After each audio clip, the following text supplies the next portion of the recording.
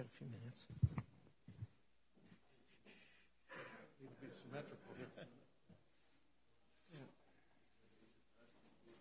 You got plenty of room over on this side.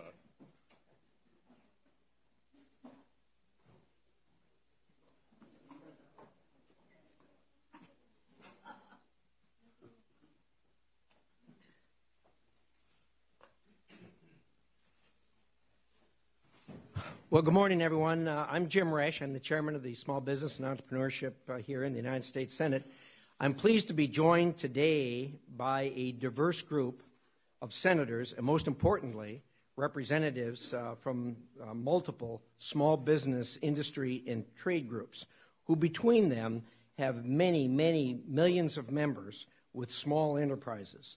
Those of us in the Senate work closely with these groups and rely on them to help us best represent small business needs in Congress. Many of us have focused on highlighting small business issues in this tax reform process. The Small Business Committee held a bipartisan hearing in June to talk about tax policies that would most benefit small businesses across the country. As a result of that hearing, the Democrat ranking member, Jeanne Shaheen, and I sent a letter to the Senate Finance Committee outlining the policies we determined were most important for small businesses. The top line issue was the need to address the individual tax code along with the corporate tax code that the Finance Committee has been focusing on. Most of the nation's small businesses are organized in a way that they pay taxes through the individual code. Surprisingly, they managed to create the majority of new jobs in America, despite facing this higher tax rate with the added burden of spending time and money to comply with the current complex tax code. Thankfully, Ranking Member Shaheen and I are not the only ones who heard this message. Lowered tax rates for small businesses is part of the conversation, along with a number of other priorities we'll be covering today. I'm encouraged by the plan the Senate Finance Committee has moved out of committee. The aim of this entire exercise is to reduce the burden on taxpayers and create an environment that enables families and businesses, particularly small businesses, to thrive. With tax reform, we have a real opportunity to make changes that will have a tangible, positive effect on the American people and create an environment for our nation's job creators to prosper. I want to thank all of you. You're going to hear from a number of speakers here in a moment. I'll introduce each one. They're going to talk briefly about some important points on this very important exercise. So with that, I first want to introduce the distinguished majority leader, who is much appreciated, who makes the trains here run on time, and more importantly, herds the cats that drive the trains. So, Mr. Leader. Thank you, Chairman Risch, Administrator McMahon. It's great to see you. And what you see arrayed behind you are representatives from the majority of American businesses, what we call pass-throughs, by and large. Not the big companies. These are the job generators that produce most jobs in America. And every small business group I can think of is on board for this comprehensive tax reform that we hope to clear the Senate this week. So we're excited about this opportunity. It's been 30 years since the tax code was dealt with in such a comprehensive way to try to reform that code and make America more competitive, and we don't want to leave small businesses behind. So I appreciate all the people who are here today. We're working hard to get it across the finish line this week. Thanks. Mr. Leader, thank you. I know you've got important meetings to attend to, so we'll certainly excuse you. I want to introduce now Administrator McMahon from the Small Business Administration. She's proving herself to be hardworking, an effective advocate, and practical when it comes to small businesses. She is living proof that every big business starts as a small business. Administrator McMahon. Thank you very much, Chairman Risch. It's really a pleasure to be here to speak with you this morning and to continue to advocate on behalf of the almost 30 million small businesses around our country. I've made it a point since I've started my tenure in February to tour as many of our states as possible. I made a pledge to visit all of the SBA district offices. There are 68 located around the country so far. I've been to 31 districts in 25 states, and I've had talks with over 450 small businesses as part of roundtables and individual touring of their companies. And if you really want to know what small businesses are thinking and what they want, get out there and talk to them. Let them tell you. They'll tell you exactly what they need, what their issues are, and without doubt, one of the top issues with every one of these small businesses is tax reform, but they really talk more about tax cuts. And to a business that I have spoken to, they have told me that if they have tax cuts, if they have certainty in the tax program, if they can get it done and get it as part of their planning process, they will reinvest those businesses, that money, those tax cuts, back in their businesses.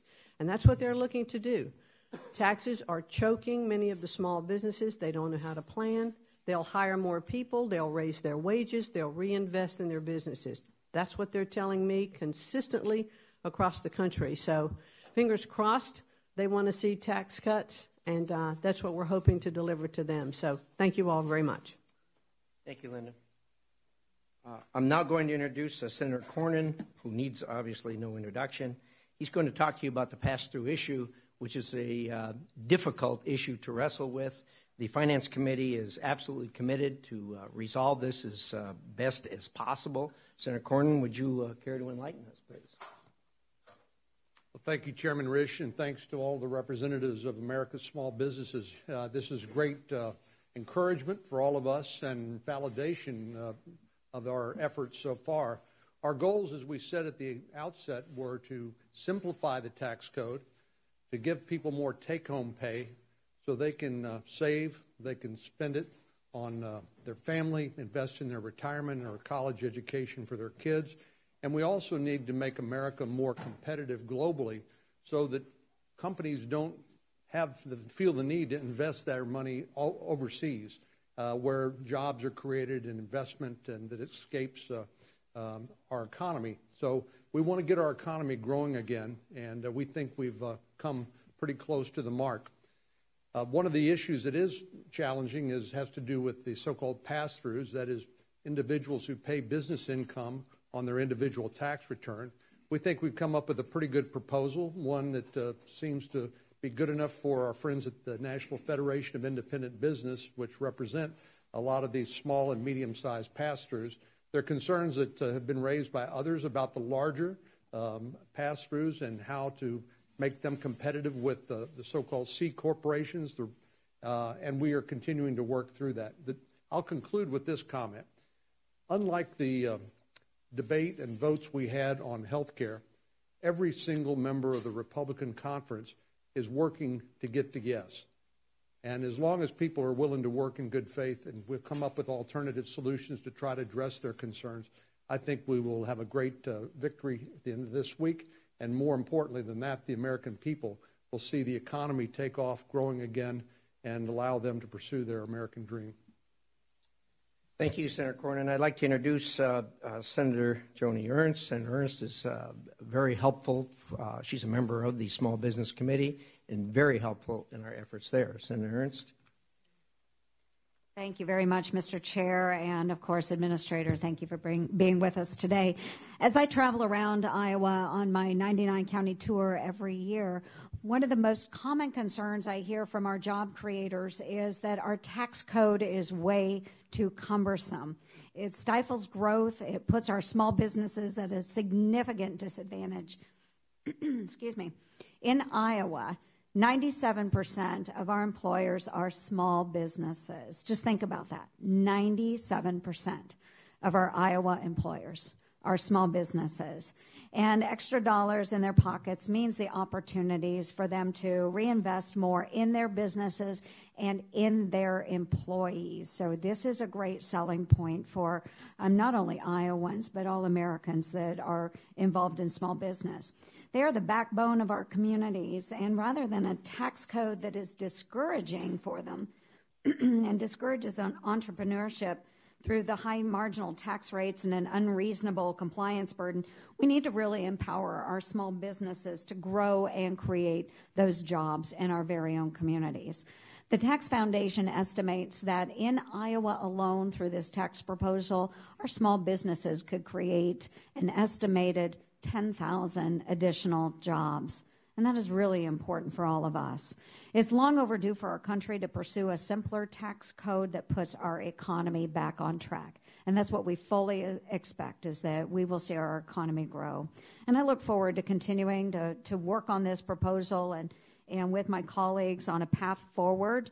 I am very hopeful that we will see that this week, and I appreciate the time and energy that you have invested representing our small businesses. So thank you, Chairman, and again, thank you, Administrator, for joining us today.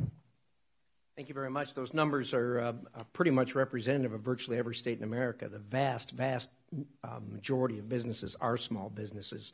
They also hire and create the vast majority of new jobs that are created in America. With that, Senator Fisher, who's been on the Small Business Committee and been very helpful there and active in small business issues. Thank you, Mr. Chairman, and thank you, Administrator, for being here today. A couple weeks ago, I had the opportunity to visit Norfolk, Nebraska, which is in northeastern part of our state. It's a community of about 24,000 people. And I walked up and down Main Street in Norfolk, and it is a vibrant, growing community. We stopped in at a restaurant and grocery, Tienda de Leon. We visited a bridal store, Roxy's Bridal, which has the most fantastic dresses you have ever seen. My comms director, who is not from Nebraska, is going to travel there someday and get her wedding dress. We also visited Midwest Music, which is a fantastic place. A former teacher has that store, and he has room in the store so people can try out new instruments, or they can get together and jam. And we also went to Norfolk Natural Market, where we have natural foods, but also a place where people can stop by and pick up a quick meal and gain some new recipes on how to use some of these very unique and locally grown foods. That's what small businesses are all about. And what I hear from Nebraskans, because these are family businesses, what I hear from Nebraskans are we need to make some changes in the tax code. If they are going to continue to be able to grow, if they are continuing to invest, if they're continuing to create new jobs. And in a small community, 1 or 2 jobs that a small family-owned business can create makes a big, big difference in their economy. A couple of the points we see in the Senate bill on tax cuts and tax reforms will help these small businesses do just that. If you look at Section 179, in the bill, that's going to be enhanced, and it's going to permanently increase the maximum expensing limit from $500,000 to $1 million. That's going to help small businesses. It's going to help farmers and ranchers in our state, as we're looking at fully writing off that business investment under the depreciation. Those are 2 really important things. Also in this bill, we have an historic measure, which is paid family leave.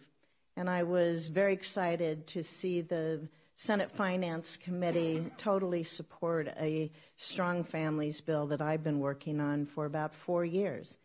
If this is passed in this tax reform, tax cut bill, it will be historic because it will be the first time Congress has passed a paid family leave bill. And it's geared directly towards small businesses. They can have up to a 25% tax credit for offering that paid family leave, which is targeted towards hourly employees, so that they too can benefit by taking an hour off or 2 hours to take their kid to a doctor or to help an elderly parent. So these are important measures. And put all these together that we have in this tax cut and tax reform bill, we're going to see growth in this economy. We're going to see a turnaround in our economy. We are going to see businesses grow, and we're going to see jobs created so that families are going to be able to provide for their members of their families. So I'm excited to move forward on this bill. I'm excited to be able to get this done and do something that is going to have a direct positive impact on families in this country. Thank you. Thank you, Senator Fisher. I hope Roxy's appreciates the national exposure that you've given them. Probably have to put on more employees. Thank you.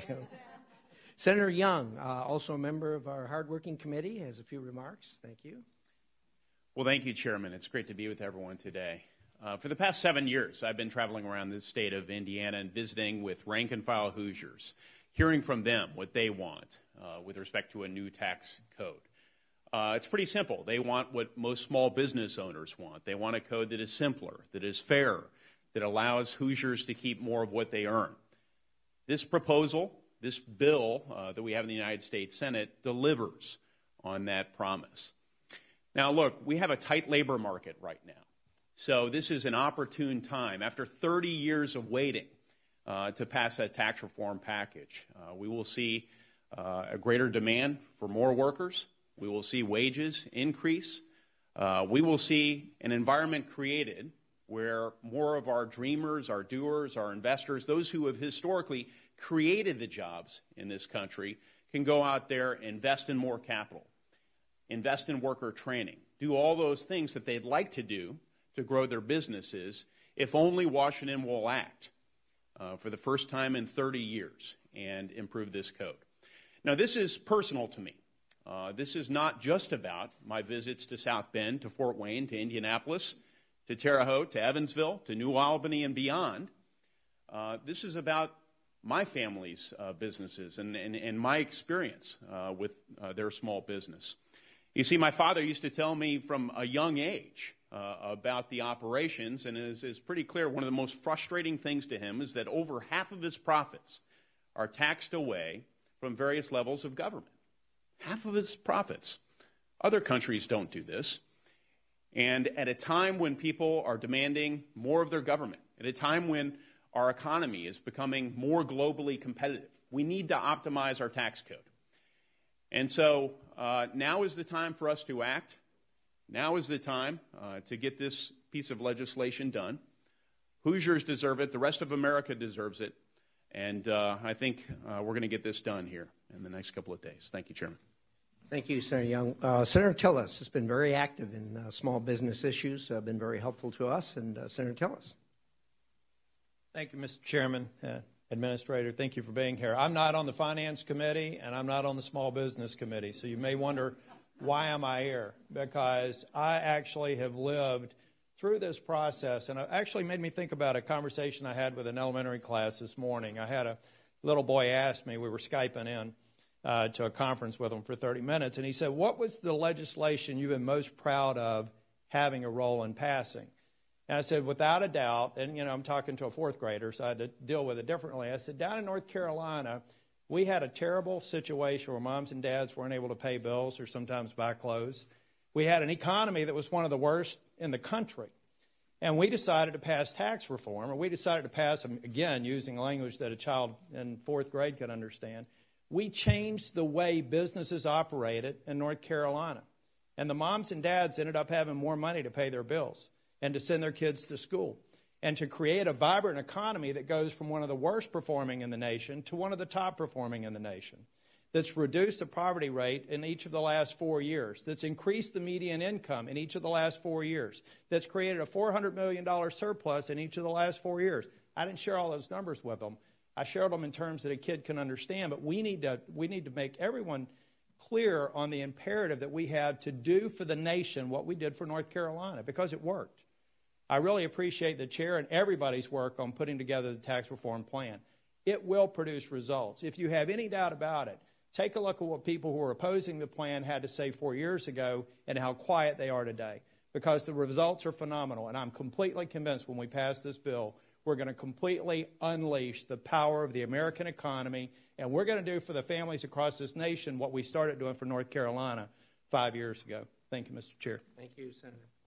Well, Now you've heard from all of us about the fabulous job that we're doing. Well, we're going to turn now to where the rubber meets the road, and that is we have a number of organizations here who represent many, many millions of people who work in small businesses and people who operate small businesses. I'd first like to start with the National Federation of Independent Businesses. NFIB is the largest small business trade association in America, and Juanita Dugan, the CEO, is going to talk about tax reform and what it would mean to small business stability and growth and what this bill means to their members. So, Juanita? Thank you, Senator Risch. I am Juanita Dugan. I'm the president of NFIB, and I want to thank you for inviting us to participate today. I also want to thank Chairman Hatch and the rest of the leadership who've produced an excellent, excellent tax bill for small business. I want to put the value of this pass-through provision into some context. It's $362 billion according to our estimate, and that is roughly the equivalent of the economy of Austria. It's larger than the economies of Israel or Hong Kong or Ireland. If you imagine putting that amount of money back into the pockets of small business owners, there's no question that you're going to see more jobs and more economic growth. Repeating some of the things here today, small business represents 99.9% of all businesses in America. It is 2/3 or 2 out of every 3 new jobs. It's half the payroll and it's half the jobs. So the significance of the Tax Cuts and Jobs Act can't really be overstated. The provision itself provides a 17.4% deduction for pass-through business income. And importantly, it doesn't exclude any kind of business under that amount. This threshold is actually more than double what is in the House bill, and it will benefit many, many more NFIB members. It's very important to us. Many of those businesses are small business service providers, and they're just as integral to the economy that all the other businesses on Main Street are. And so on behalf of the NFIB members, I want to thank the Senate and Senator Hatch, and I want to urge every member of the Senate to support the bill. Thank you. Thank you so much. We appreciate that. Next, we're going to hear from the National Retail Federation. The NRF is the largest retail trade association in America. It represents a spectrum of American small businesses, including Main Street merchants, internet retailers, and more. Matt Shea, CEO, is chairman, or is the CEO of the trade organization, is here to talk about how this tax reform bill will affect their members. Thank you, Mr. Chairman. Thanks very much. Administrator McMahon, thank you for being here. Good morning, everyone. I'm pleased to be here today to be representing the National Retail Federation and the nation's retail businesses across the country. I guess I should begin with a thank you, especially for not holding this meeting either on Black Friday or Small Business Saturday or Cyber Monday. Delighted you're all out doing your part to support the retail industry and our nation's small retail businesses. There are 3.6 million retail businesses in the United States. 95% of those have one location.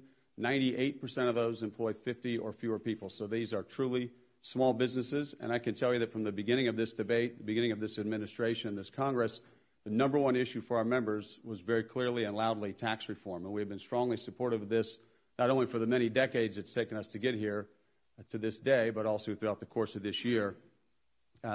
As we look at the provisions of this bill, I think we are very supportive for a number of reasons. Number one, and this has been stated before, lowering the rate for these businesses is critically important for these Main Street retailers and these small businesses across the country. Juanita just mentioned the 17.4% deduction. That's incredibly important, and our members are very supportive of that.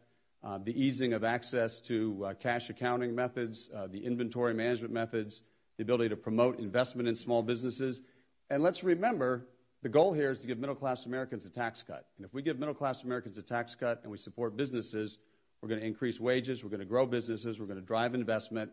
All of those things will make us more competitive across the country and around the world, and that will be good for small businesses, pass-throughs, large businesses, most importantly, consumers and voters and people across this country. These are common-sense reforms. We support them completely. We are very, very interested in seeing this get through the Congress, through the Senate this week, hopefully back to the House and signed. I'll just give you a little preview. that later this afternoon we will be releasing some numbers about the results of this holiday weekend, what actually happened on Black Friday and Small Business Saturday and Cyber Monday yesterday. And I'll tell you now that we're going to confirm that this was a record weekend in all those categories. And I think that one of the reasons it was a record weekend is because optimism is so high about the work that the Senate is doing, the House is doing, that the President and the administration are demonstrating leadership on issues important to the business community, large and small. This is a centerpiece of those things. And on behalf of the National Retail Federation, Mr. Chairman and members, we hope you get this done, and it will be a great Christmas gift for this country and for our nation's small businesses. Thank you. Thank you, Matt. Sounds as if your members had a pretty decent few last days. And they got some commercials. Glad to hear it. That's why we do this. Next, we're going to hear from the National Association for the Self-Employed. NASE has about 50,000 members of self-employed, and these are businesses that have 10 employees or less. And we're going to hear from their CEO, Keith Hall, about what the membership values in this tax reform process and in this bill. So, without further ado, Keith. Thank you, Mr. Chairman. Administrator McMahon. I'd also like to thank our representatives here who the work they've done so far has been tremendous. I want to thank them in advance also for the work that's yet to go on this bill. I think this is very important. You've heard up here that there are 30 million small business owners creating over 70% of all jobs, half the employees, lots of statistics, lots of new records, which is awesome. But I would contend that the number one asset all of these small business owners have is their time. And the thing I like about this bill, the thing our membership likes about this bill, is it is truly a step in the right direction towards simplification. If we can make this tax code more simple, make it easier to comply with the laws, most people want to do the right thing. Most people want to fill out the forms correctly, even those that hire a CPA or a tax professional. It is still very cumbersome to deal with this tax code. And it is my opinion that this bill is a step in the right direction towards simplification. If we truly can make it easier to do the right thing, then it's going to free up time, which means one more customer, one more new job, one more percentage growth in this economy. And I think that's what the goal we all have in common. So I support this bill, appreciate the things that you guys are doing. And if there's anything we can do, of course, those of us that small business representatives, that's what we're here for. So thank you very much. We're next going to hear from the Small Business and Entrepreneurship Council. The council acts as an integral voice for entrepreneurs on policy issues before Congress. They've advocated for changes to the tax code, and their CEO, Karen Kerrigan, is here to talk about that. Karen? Thank you, Chairman Risch, Administrator McMahon, and all the senators who are here today for your commitment to America's small businesses and its entrepreneurs, and for your hard work on tax reform, which is vitally, vitally important to reversing the dearth in investment, in entrepreneurship, and the small business dynamism, small business dynamic growth that really has been missing during the weak economic recovery and really during the past decade. The bill, as it stands and as it's moving through the Senate, is undeniably pro-growth, and strong and sustained growth is exactly what small business owners and entrepreneurs need right now in order to grow their revenues, in order to compete, in order to have more of their capital to reinvest in their businesses, reward their employees, and be all that they want to be, essentially. Also, strong and sustained growth is vitally important to entrepreneurship. We think it's a crisis currently in this country that entrepreneurship remains rather weak. According to our research, there are 3.4 million missing businesses in the economy because people haven't taken risks to start a business over the past decade. So if there's strong and sustained growth, if there's more capital, if there's more resources, those 61% of Americans that have that dream business in their mind will take that risk and do so. A lot of things are looking good, in 2017 in terms of 2 quarters of sustained growth and even an uptick in entrepreneurship. But we really need this tax bill to get to the president's desk in order to fuel small businesses, in order to fuel entrepreneurship, and economic growth in 2018 and beyond. So thank you for your hard work, and we look forward to working with you to get this to the finish line. Thank you, Chair. Next, we're going to hear from the American Trucking Association. The American Trucking Association focuses their efforts on educating policymakers about the needs of independent trucking companies across the country. They have long advocated for a simplified tax code. We're pleased to have their chairman, Dave Manning, here today to talk about that. Dave. Thank you. I am Dave Manning, chairman of American Trucking Association, and I'm also president of TCW, an intermodal transportation company based in Nashville, Tennessee. Through hard work spanning 6 decades, TCW has grown from a small warehousing company that was established in 1948 to a growing third-generation family-owned enterprise today. One of the best ways to create a pro-growth environment for small businesses is with a tax system that's simpler, more equitable, and has lower rates on business income. In order for our company to grow, it has to invest in new equipment and to new employees. At TCW, we own our equipment from trucks to terminals, and we know the cost of doing business, and we know what tax reform can do to spur further investment. Last month, the American Trucking Associations had a chance to join President Trump at a rally in Pennsylvania where he made a simple yet powerful point saying, when trucks are moving, America's growing. All the industries represented here make important contributions. But what's extraordinary about the trucking industry is our expansive reach across all facets of our economy. Since we carry 80% of our nation's freight, we're a central link in the supply chain from manufacturers at the top all the way down to sole proprietors. And we're an industry of small businesses. 91% of our nation's 777,000 trucking companies operate 6 trucks or fewer. Because of that unique position, we see every day what tax reform will do to get the economy moving ahead at full speed. If such a bill is passed, our trucks will keep moving, and more will be on the road, keeping the shelves of mom-and-pop stores stocked and the homes of American families filled. America's small businesses are counting on the Senate to pass tax reform legislation. Thank you. Last and not least, we're going to hear from the American Hotel and Lodging Association, who represents 24,000 members from the hotel industry. They're here today representing their smaller members, including franchisees. Catherine Luger is CEO, is here to talk about their support for the tax policies that promote economic growth. So, Catherine? Terrific. Thank you, Mr. Chairman, Administrator McMahon, and all of our good friends in the Senate. I'm going to keep my comments short and sweet because I saw we were getting about the 3-minute warning. Listen, we are at AHLA strongly supportive of tax reform and of the Senate bill. Our membership, of course, is made up not only of the iconic large hotel brands you think of, but overwhelmingly of small businesses who own hotels, either through the franchise model or otherwise, beds and breakfast and inns that line your main streets. What we know is this. The Senate tax bill as it currently stands will do 2 things to spur our economy. Number one, it's going to free up more money so our hotels can invest more, can create more jobs. But number 2, it's going to provide the middle class with a powerful tax cut. We hope what that means is that the middle class families will start traveling more, will take their children on that vacation. And by doing so, will not only stay in our hotels, but will spend money in their local small businesses, in their retail, in their restaurants. We had Oxford Economics quantify this for us. What we found is that the Senate tax bill as it currently stands will free up and stimulate $130 billion in the hotel industry alone and in ancillary consumer spend. With that, we think it's a powerful boost to our economy. We're proud to support it. Thank you.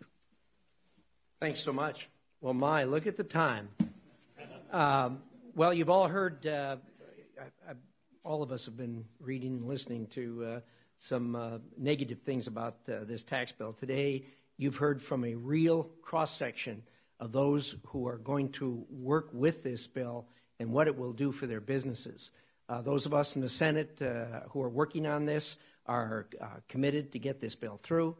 We are committed to do the kinds of things that will create jobs, that will improve the lives of Americans. And these are the people that are going to make this happen here.